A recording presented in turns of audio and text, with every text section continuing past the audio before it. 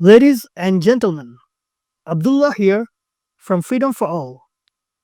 A couple of weeks back, I made a video on what forgiveness is.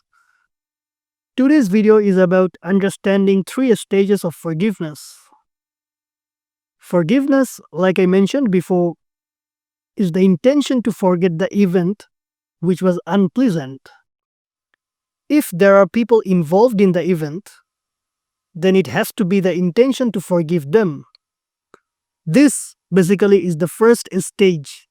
The first stage of forgiveness is understanding what it is to forgive, and forgiveness is the intention to forget a specific event involving someone, or the intention to forget that someone has caused something bad to you, because there really is no cause.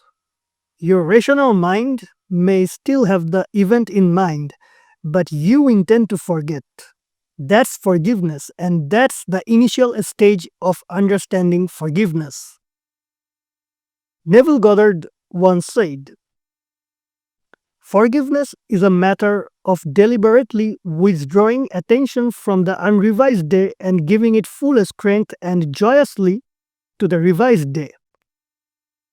Deliberately withdrawing attention from the unrevised day means to intend to forget what is unforgotten so far.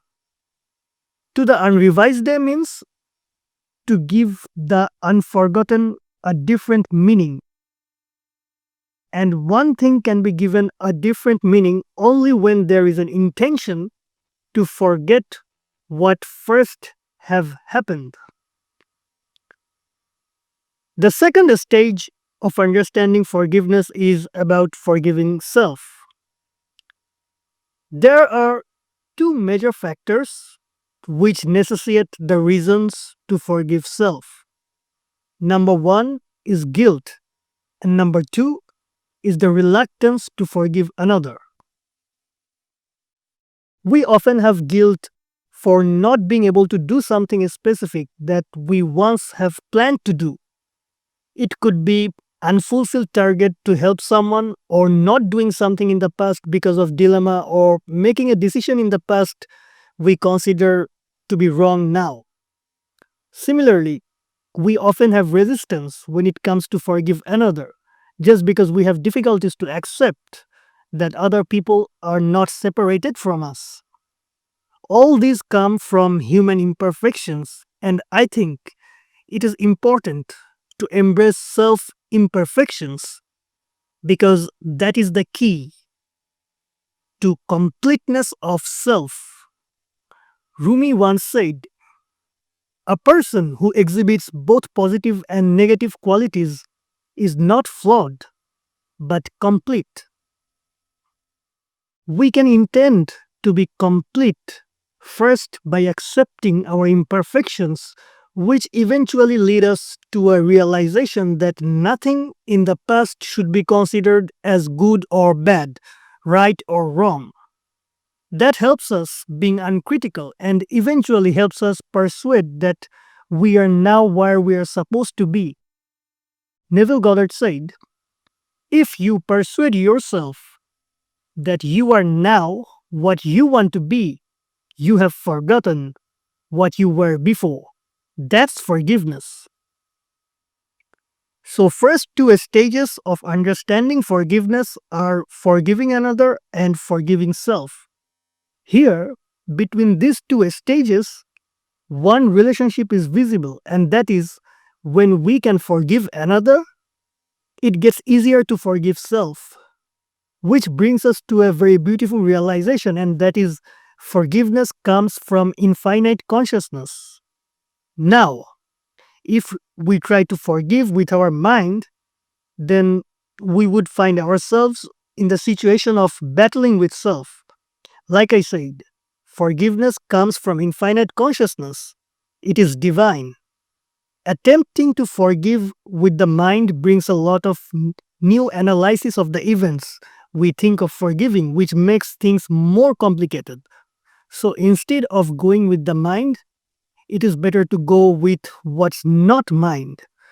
That way, we discover we are consciousness, which leads us to the third stage of understanding forgiveness. The third stage of understanding forgiveness is that there is no one to forgive and there is no one to be forgiven. This basically is the ultimate stage, which involves understanding that there is no separate self. All beings are one and same. The apparent divisions between self and others are illusory. When we recognize the underlying truth of our existence, the need for forgiveness naturally fades away. In this realization, there is no one to forgive and no one who requires forgiveness. Both the perceived offense and the supposed offender are understood as aspects of a unified reality, and that reality is consciousness. In the light of awareness, everything and everyone is interconnected as one. I believe that remembering our connection to infinite consciousness or infinite awareness allows us to fully inhabit the present moment. By doing so, we begin to see that what we perceive with our limited minds is merely an illusion of separation. This understanding fosters peace, acceptance, and ultimately forgiveness. This perspective on forgiveness aligns with the principles of non duality, and this can significantly aid in the journey of conscious manifestation. I would share a passage from a poetry of Rumi on forgiveness before ending this video. He said, "Wings that soar us to heaven grew from love. How should they not grow in the chief's heart too? Waves of forgiveness surged inside his heart. A window joins each other to another heart." Our true nature is infinite love, and we have those wings. Waves of forgiveness in Rumi's poetry expresses the dynamic and the power of forgiveness that can wash away grievances and resentments. The window of joining each heart to another expresses the interconnectedness of all beings, which means everything is one. Practice and learn to allow self to stay with any harsh emotion or thought that may arise in the mind without trying to change them, because those come from rational analytical mind. But that's okay, and there is nothing to force self to forgive with the mind, because forgiveness is divine and it is a matter of the intention of our heart, not the mind. The more we live with our heart, easier it gets to feel the wings of love to lift our heart, to allow the waves of forgiveness to surge inside our heart.